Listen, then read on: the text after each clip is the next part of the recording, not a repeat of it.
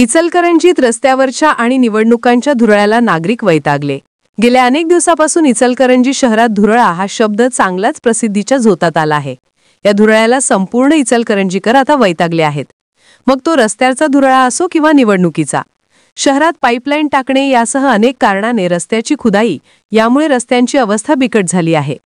यातच उकरलेल्या रस्त्यांमुळे अनेक ठिकाणी मातीचे ढिगारे पडले आहेत।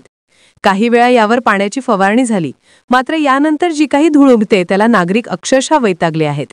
या धुळीमुळे खोकला, सर्दी, श्वसनाचा त्रास होऊ लागले आहेत। ही परिस्थिती शहराच्या अनेक भागात आहे। इचलकरंजी शहरात धुरळ्याची परिस्थिती का उद्भवली याचे उत्तर मात्र सापडले नाही। तोंड दाबून बुक्याचा मार नागरिक सोसत आहेत, तर दुसरीकडे महापालिका निवडणुकांचा डंका लवकरच वाजणार आहे। या निवडणुकांसाठी इच्छुकांची भाऊगर्दी झाली आहे। आपण केलेल्या कामांचे व्हिडिओ सोशल मीडियावर झळकवण्यात इच्छुक तत्पर झाले असल्याचे सध्या पाहायला मिळत आहे। एकंदरीतच महापालिकेच्या धुराळ्याला व रस्त्यावरील धुराळ्याला नागरिक अक्षरशः आता वैतागले आहेत, हे मात्र खरे आहे। वसुंधरा शक्ती न्यूजसाठी पत्रकार विजय तोडकर। चॅनलला सबस्क्राइब करा आणि परिसरातील ताज्या घडामोडी सर्वात आधी बघण्यासाठी बेल आयकॉन